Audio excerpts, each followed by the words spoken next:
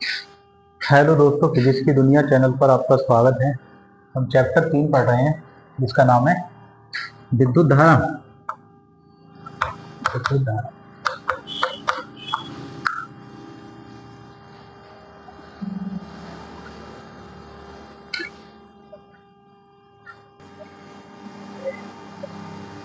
तो पढ़ रहे हैं सेलों को जोड़ने का, सेलों का संयोजन।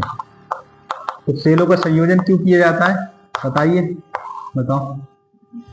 इच्छा अनुसार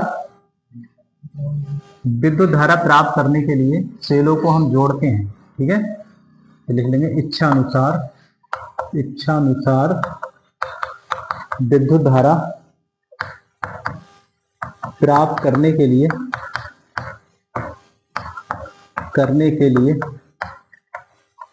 सेलों का संयोजन किया जाता है। सेलों का संयोजन किया जाता है। तो ये दो प्रकार से होता है। पहला है श्रेणी क्रम संयोजन और दूसरा क्या है, समांतर क्रम संयोजन।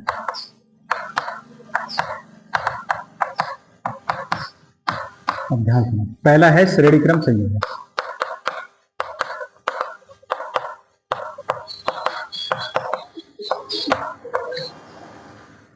तो इसमें क्या है, हम सेल बना रहे हैं। तो ये सेल है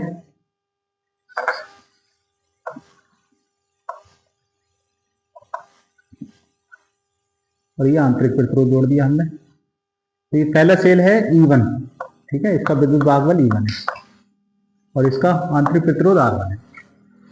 अब एक सेल इससे और जोड़ो इस तरीके से, ऐसे करके। ये जो सेल है इसका आंतरिक प्रतिरोध R2 है और इसका विद्युत भागबल क्या है, E2।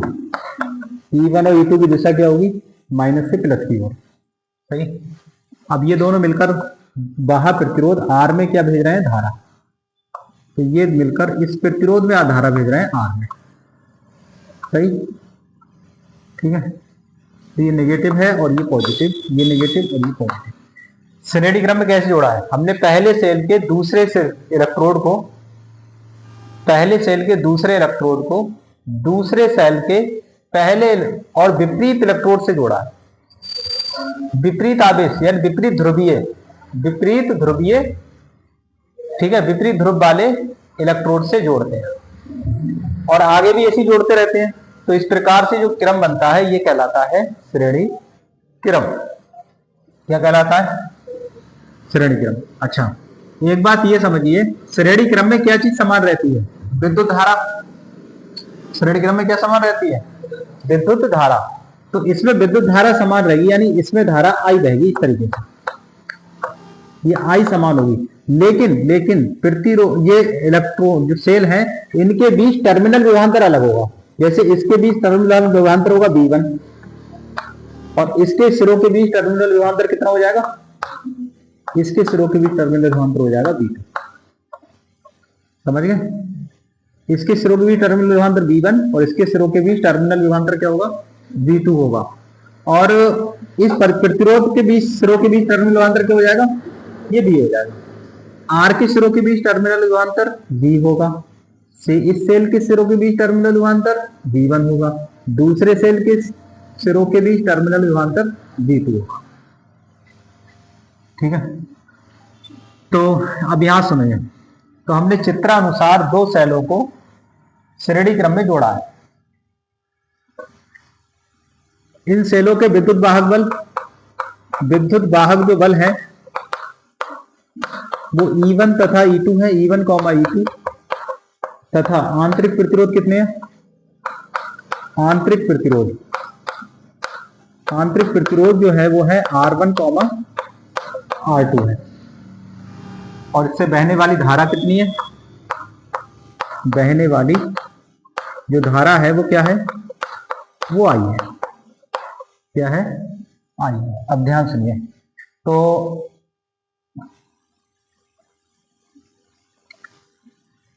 सेल की समीकरण क्या कहलाती है, सेल की समीकरण क्या कहलाती है बताओ। सेल की जो समीकरण होती है वो होती है बी बराबर ई माइनस आई आर, यही तो होती है। अच्छा, अब यहां पे एक एक करके देखिए। पहले सेल के लिए बताओ क्या होगी ये समीकरण। पहले सेल के लिए, पहले सेल के लिए बताओ क्या होगी। तो पहले सेल के लिए बी जो है वो है B1 और ई क्या है, ई है E1 और आई है और आर क्या है, R1। ये हो गई पहली, इसे पहली को, ये पहली हो गई, ये हो गई पहली, ये पहली, ये दूसरी और तीसरी सेकंड। दूसरे सेल के लिए, दूसरे सेल के लिए, दूसरे सेल के लिए क्या होगी, V2 इज इक्वल टू हो जाएगी E2 माइनस IR2, ये तीसरी समीकरण। अच्छा, सेल का टर्मिनल विभवांतर कितना होता है, आर के सिरों के बीच, ये बड़ी आर है ना, कैपिटल आर के सिरों के बीच, सिरों के बीच टर्मिनल विभवांतर कितना होगा, टर्मिनल विभवांतर कितना हो जाएगा, तो वो हो जाएगा ओम के नियम से बी बराबर आई आर। ये हो गई समीकरण नंबर 4। तो श्रेणी क्रम में क्या समान रहता है, श्रेणी क्रम में विभवांतर धारा समान रहती है, विभवांतर अलग अलग होता है। तो धारा समान है इसमें, विभवांतर अलग अलग है। तो विभवांतर क्या होगा, टोटल हम विभवांतर करें, जो अलग अलग होता है उसका क्या निकालते हैं, परिणामी। तो विभवांतर, तो कुल विभवांतर कितना होगा इसका बताओ। कुल विभवांतर जो हो जाएगा वो होगा बी बराबर B1 प्लस B2। अब B1 और B2 का मान और B का मान ये समीकरणों से यहां रख दो, रखो। देखो B का मान क्या आ जाएगा, B का मान आ जाएगा, यह लिख लो समीकरण, ये इसका यूज मत करो, चलो लिखिए तो कोई बात नहीं। 2, 3, 4 से रखना है अपना मान, समीकरण 2, 3, 4 से मान रखने पर, 2, 3, 4 से मान रख दो इसमें। तो B की जगह क्या आ जाएगा, IR आ जाएगा बराबर B1 की जगह बताओ, E1 माइनस IR1 और B2 की जगह क्या आ जाएगा, E2 माइनस IR2। अब यहां से ऐसा करें, हम I का मान निकालेंगे, तो क्या आ जाएगा I का मान, तो ये आ जाएगा IR और ये IR1 इधर आके हो जाएगा प्लस का IR1, सॉरी IR1 इधर प्लस हो जाएगा और ये भी इधर आके क्या हो जाएगा प्लस IR2। यहां क्या बचेगा E1 प्लस E2। अब I इसमें से कॉमन ले लो, तो I कॉमन लेंगे तो क्या आ जाएगा R plus R1 plus R2 बराबर E1 प्लस E2। तो यहां से I कितना आ जाएगा, I आ जाएगा E1 प्लस E2 बटे R1 प्लस, ये जो है आपका सूत्र है। अब यहाँ पे एक चीज समझ लें, यहाँ अगर हम E1 प्लस E2 को, इन दोनों को जोड़कर हम इनका दोनों का टोटल ले लें E और R1 प्लस R2 इनका टोटल ले लें R, तब I कितना होगा, तब I वही होगा, क्या हो जाएगा I, तब I हो जाएगा हमारा E बटे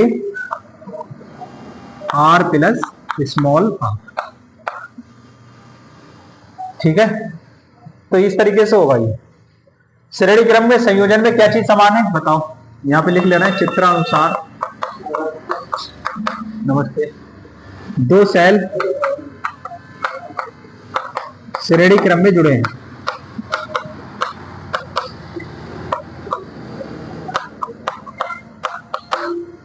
उतार लो सब, ये चित्र बना लिए ना और ये सब उतारो।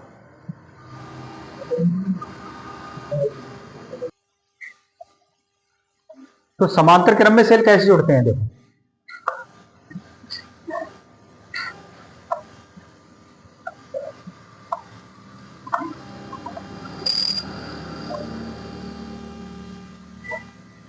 ये है सेल E1, मतलब सेल का विद्युत वाहक बल ये E है और इसका जो आंतरिक प्रतिरोध वो क्या है R1 और ये E1। ठीक, और इसका बताओ।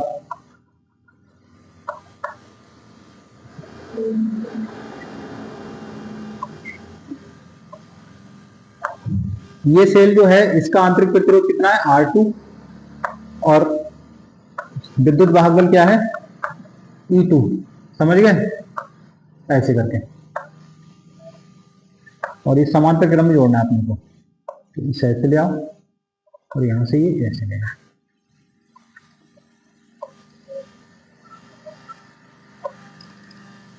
ऐसे ये आ गया, एक R1 हो गया, एक R2 हो गया, ये माइनस ये प्लस, ये माइनस ये प्लस, इसे ऐसे करके लाओ। और ये वाहक प्रतिरोध R में धारा भेज रहे हैं, इसमें धारा भेज रहे हैं ये दोनों। ये क्या है इसका वाहक प्रतिरोध R है। किसमें धारा भेज रहे हैं R में धारा भेज रहे हैं। तो इस सेल E1 से, जो E1 है ना, इससे धारा कितनी निकलेगी, तो वो निकलेगी I1। इससे कितनी धारा निकलेगी I1 निकलेगी, और इससे कितनी निकलेगी I2 निकलेगी। इधर से I1 आई, इधर से I2 आई, ये आ गई संधि। तो संधि पे दोनों धारा क्या मिलके बना लेंगी I। इधर से I1 आई, इधर से I2 आई, दोनों मिलके क्या बन गई I। समझ गए। तो इसमें जो धारा बह रही है वो I बह रही है। अब ऐसी करके इधर से जाएगी धारा, तो ये जैसी यहाँ पे ये I पहुंची, तो इसमें कितनी जाएगी I1 और इसमें I2। अच्छा, I का मान कितना है, I का मान होगा I1 और I2 के जोड़ के बराबर। एक बात और बताओ, ये दोनों सेल इन दो बिंदुओं से जुड़े हैं, तो इनके बीच टर्मिनल विभवांतर समान होगा। ठीक है, दोनों के बीच टर्मिनल विभवांतर क्या होगा, यानी बी एक समान होगा दोनों के लिए, इस सेल के लिए भी और इस सेल के लिए भी। और आर के सेलों के बीच टर्मिनल विभवांतर भी बी होगा।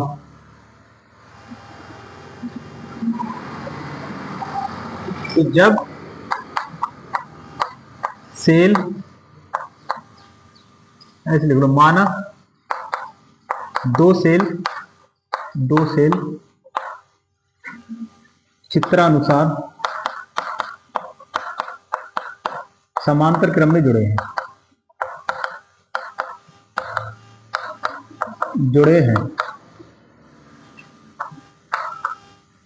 और इनके वो विद्युत वाहक बल कितने हैं, और इनके विद्युत वाहक बल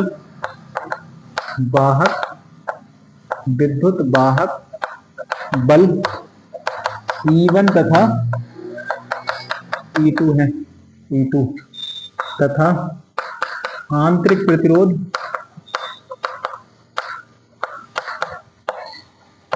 R1 तथा R2 है। ठीक है, तो जब समांतर क्रम में सेल जुड़े हैं, तो समांतर क्रम में क्या समान रहता है, विद्युत विभवांतर समान रहता है, और क्या अलग होता है, विद्युत धारा अलग होती है समांतर क्रम में। ठीक है, और क्या समान होता है, विभवांतर। तो बताइए, तो सेल जो अलग होगी वो ही निकालते हैं। तो अलग कौन है यहाँ पे, धारा, तो निकालेंगे परिपथ में प्रवाहित कुल धारा, परिपथ में प्रवाहित कुल धारा। तो टोटल धारा कितनी हो जाएगी परिपथ में, तो ये हो जाएगी I बराबर I1 प्लस I2 हो जाएगी। I बराबर हो गई I1 प्लस I2, से समीकरण एक कह दो। अच्छा, अब सेल का समीकरण देखो, सेल का समीकरण क्या है, सेल का समीकरण बताओ क्या है। तो सेल का समीकरण है B बराबर E माइनस IR, यही तो होता है। यहां पे क्या है I, और ये किसमें है, B बराबर E माइनस IR। तो यहां से I का मान निकालो, मतलब इस समीकरण को I के पदों में निकाल लो। फिर से सुनो, B बराबर E माइनस IR है, इस समीकरण से हम I का मान निकाल ले रहे हैं। तभी पहले सेल के लिए धारा अलग निकाल लेंगे I1, दूसरे सेल के लिए धारा अलग निकाल लेंगे I2, और इस R के लिए अलग धारा निकाल लेंगे I, और इन सब के मान फिर वापस से इसी में रख देंगे एक में। समझ गए। तो करिए, तो देखो IR इधर ले आओ, तो IR इधर आके प्लस हो गया, और ये ई हो गया और बी बदला के क्या होगा माइनस। तो यहां पे आप आई का मान निकालो। आई का मान क्या आ जाएगा ई माइनस बी बटे आर।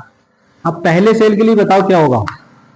पहले सेल की धारा, पहले सेल की धारा कितनी आएगी I1, ये है I1 बराबर पहले सेल के लिए ई क्या है E1 रख दो यहां पे E1 और बी समान है और आर बताओ R1।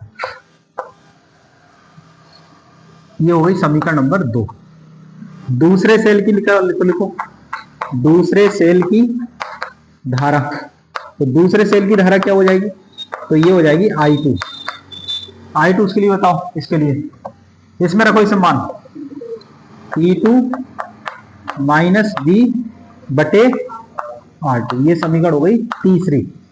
I1 I2 के मान समीकरण नंबर 1 में रखने पर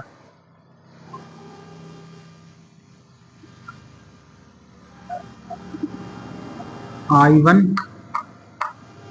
तथा I2 के मान समीकरण 1 में रखने पर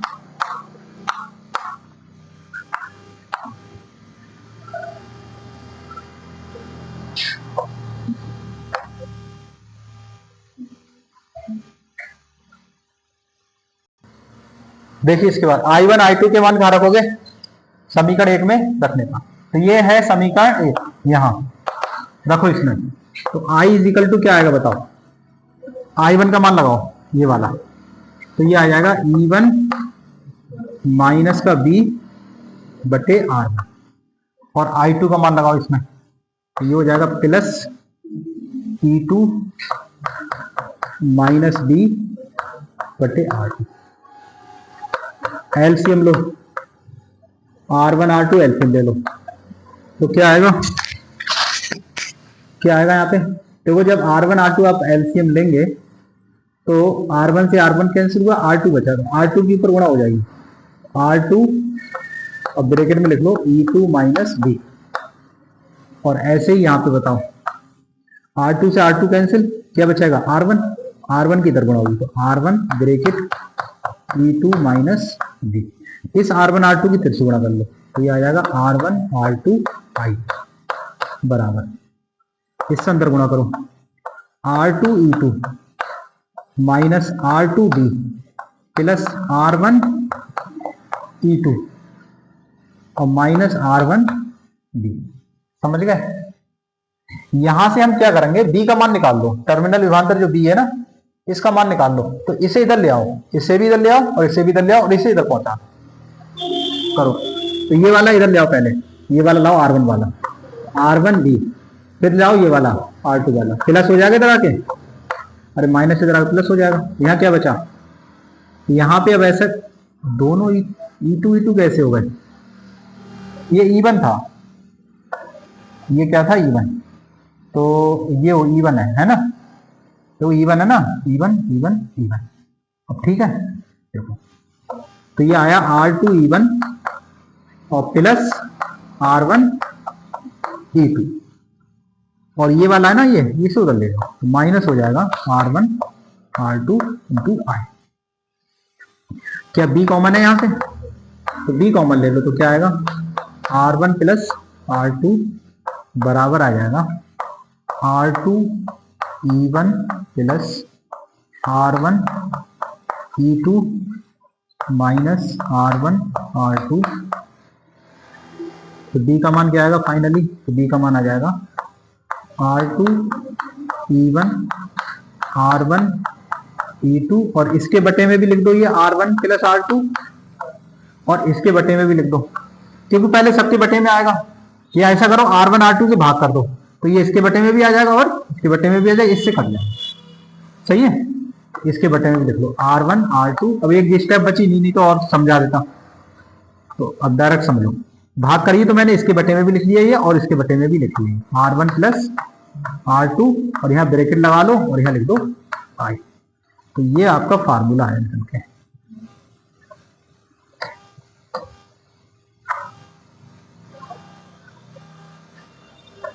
उतारिए।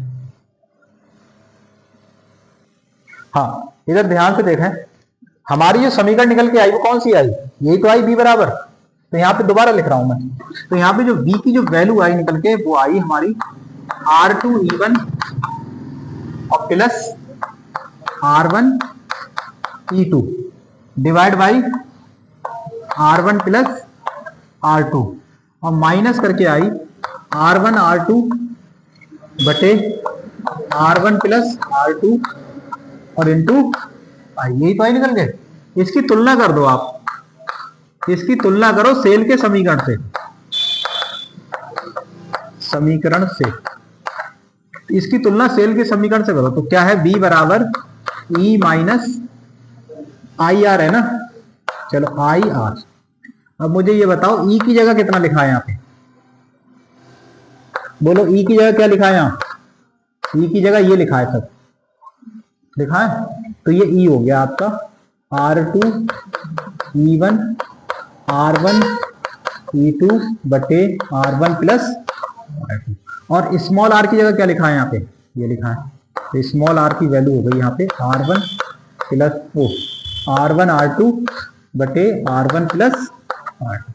तो ये परिणामी विद्युत वाहक बल का फार्मूला है और ये परिणामी आंतरिक प्रतिरोध का फार्मूला है जब सेल समांतर क्रम में जुड़े होते हैं। ठीक है, ये क्या है, परिणामी विद्युत वाहक बल, और इस सूत्र से क्या निकलेगा, परिणामी आंतरिक, बोलो प्रतिरोध, समझ गए। इस सूत्र से परिणामी आंतरिक प्रतिरोध निकल जाया करेगा और इस सूत्र से परिणामी विद्युत वाहक बल निकलेगा। कब, जब सेल समांतर क्रम में जुड़े हों।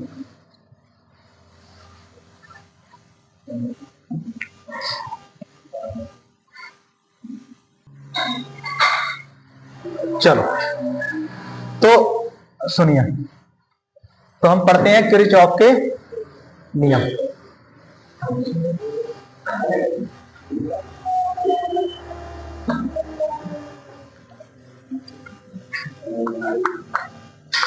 किरचॉफ के नियम, किरचॉफ के नियम या इसी कहते हैं किरचॉफ,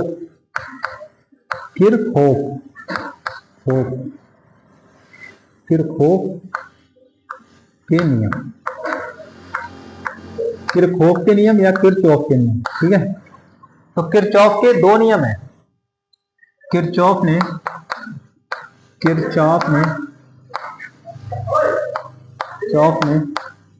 परिपथ से संबंधित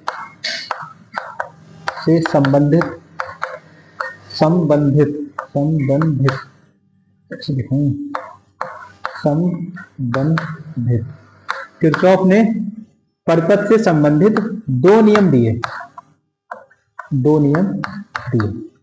कौन कौन से था? पहला जो नियम था किरचॉफ का प्रथम नियम। देखो किरचॉफ का प्रथम नियम, किरचॉफ का जो प्रथम नियम है इसी को हम कहते हैं धारा नियम। कौन सा नियम कहते हैं? धारा नियम। किरचॉफ का पहला जो नियम है वो धारा नियम है, या फिर इसी को कहते हैं संधि नियम। संधि नियम।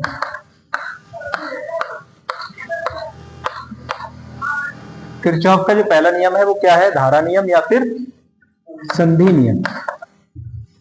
तो सुने ध्यान से, ये कोई ज्वाइंट है और इस ज्वाइंट पर हम धाराएं ला रहे हैं। जैसे ये धारा आई, एक धारा इधर से आई और ये धाराएं आ रही हैं और यह धाराएं यहां से संधि से दूर जा रही हैं। तो तीन बना दे रहे हैं, दो आ रही हैं, तीन जा रही हैं। तो ये धारा I1 आई संधि की ओर और ये I2 इधर निकल गई। इधर I1 आ रही है और ये I2 आ रही है। I1 I2 आ रही है संधि की ओर और निकलने वाली धारा क्या है? I3 I4 और I5। ये धाराएं संधि की ओर आ रही हैं और ये धाराएं संधि से दूर जा रही हैं। संधि का मतलब ज्वाइंट, इस ज्वाइंट के पास ये धाराएं आ रही हैं और ये धाराएं संधि से दूर जा रही हैं। तो किरचॉफ ने ये कहा कि संधि पर मिलने वाली सभी धाराओं का, जितनी धाराएं हैं उनका बीजगणितीय योग 0 होता है। इनका बीजगणितीय योग क्या होता है, यानी सिग्मा आई बराबर होता है 0। आगे बताया कि जो धाराएं संधि की ओर आती हैं उन्हें तो हम लेते हैं पॉजिटिव, जो धाराएं संधि की ओर आती हैं उन्हें क्या लेते हैं पॉजिटिव, और जो धाराएं संधि से दूर जाती हैं उन्हें क्या लेते हैं नेगेटिव। तो इसमें क्या होगा, I1 प्लस I2 ये पॉजिटिव हो जाएगा, जो दूर जा रही है तो ये माइनस हो जाएगी, ये माइनस हो जाएगी और ये माइनस हो जाएगी, इनका टोटल क्या होगा 0। अब इसे उधर भेज दो तो क्या आ जाएगा, I1 प्लस I2 बराबर I3 plus I4 plus I5। इसका मतलब क्या है, संधि की ओर आने वाली धाराओं का जो जोड़ है वो बराबर है संधि से दूर जाने वाली धाराओं के जोड़ के। संधि की ओर आने वाली धाराओं का योग संधि से दूर जाने वाली धाराओं के बीजगणितीय योग के बराबर होता है। ठीक है, आगे सुने, इस जो संधि है इसमें जो धारा बह रही है, यानी इसमें जो धारा बह रही है वो स्थायी धारा बह रही है। कैसी धारा बह रही है, स्थायी धारा बह रही है, इसमें स्थायी धारा बह रही है। जितनी धारा आ रही है उतनी धारा उधर जा रही है, जितनी धारा इधर से आई उतनी धारा उधर को निकल गई, तो कितनी धारा स्थायी होगी ना, धारा का मान ना घट रहा है ना बढ़ रहा है। तो यहां पे सुने, तो इसका कारण क्या है, यहां पे बिंदु O पर ना तो आवेश इकट्ठा हो रहा है, मतलब ना तो आवेश यहां पे प्राप्त हो रहा है और ना ही आवेश यहां पे नष्ट हो रहा है।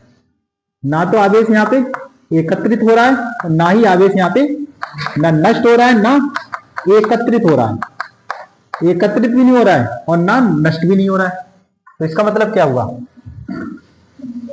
कि जितना आवेश यहां से आ रहा है उतना ही आवेश यहां पे रिलीज भी हो जा रहा है, जितना आया उतना ही उधर चला गया। तो इसका मतलब है कि किरचॉफ का जो पहला नियम है वो आवेश संरक्षण के नियम का पालन करता है। किस नियम का, आवेश संरक्षण के नियम का, आवेश संरक्षण के नियम को दर्शाता है। किरचॉफ का पहला नियम किसको दर्शाता है, आवेश संरक्षण के नियम को। क्यों दर्शाता है, क्योंकि संधि पर ना तो आवेश एकत्रित होता है और ना ही आवेश नष्ट होता है, जितना आवेश आया उतना ही आवेश चला गया।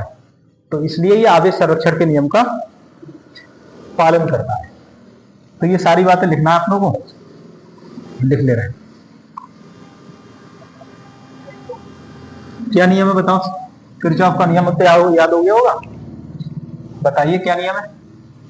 किरचॉफ का पहला नियम क्या है, किसी परिपथ में संधि पर मिलने वाली समस्त धाराओं का बीजगणितीय योग शून्य होता है। सही है, किसी परिपथ में किसी संधि पर मिलने वाली समस्त धाराओं का बीजगणितीय योग शून्य होता है। किसी परिपथ में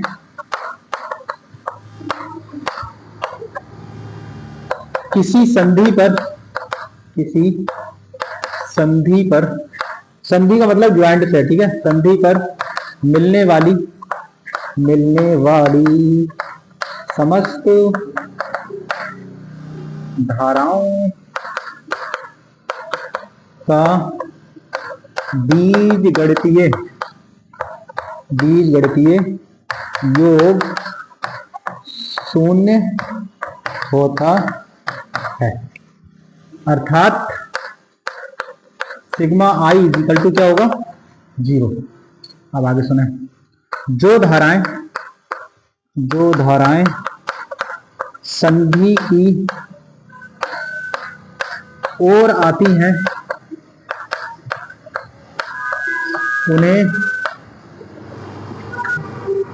धनात्मक लिया जाता है, जो धाराएं संधि से दूर जाती हैं उन्हें ऋणात्मक लिया जाता है।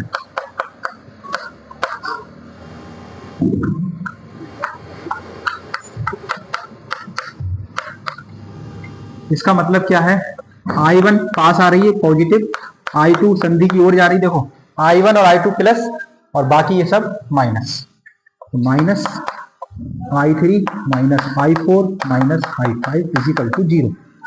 तो क्या आ जाएगा यहाँ पे I1 प्लस I2 और इनको उधर भेज दो तो आ जाएगा I3 plus I4 plus I5। इसका मतलब है कि संधि की ओर आने वाली धाराओं का योग संधि से दूर जाने वाली धाराओं के योग के बराबर होता है। अतः संधि की ओर आने वाली धाराओं का योग संधि से दूर जाने वाली धाराओं के योग के बराबर होता है।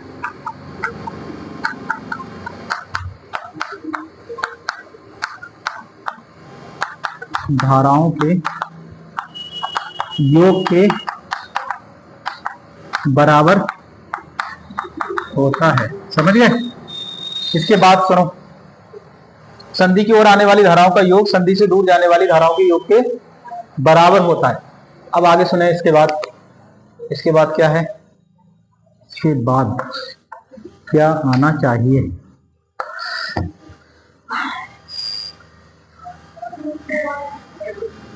देखो इसमें कैसी धारा बहती है, इसमें स्थायी धारा बहती है। ठीक है,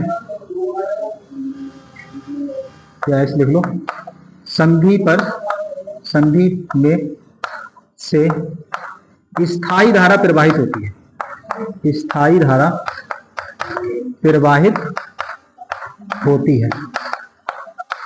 संधि में से जो धारा प्रवाहित हो रही है वो स्थायी धारा प्रवाहित होती है। इसका मतलब ये क्या है, इसका मतलब ये है कि संधि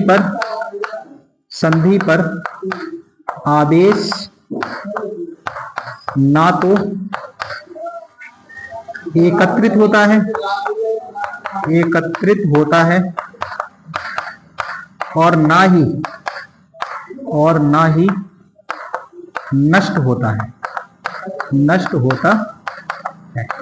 ना तो संधि पर आवेश एकत्रित होता है और ना ही नष्ट होता है। इसका मतलब क्या है, अतः किरचॉफ का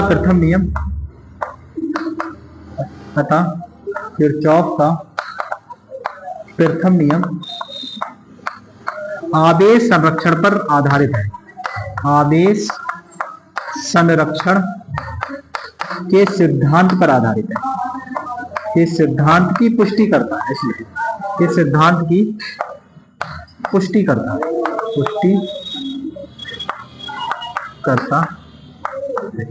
उतार लो।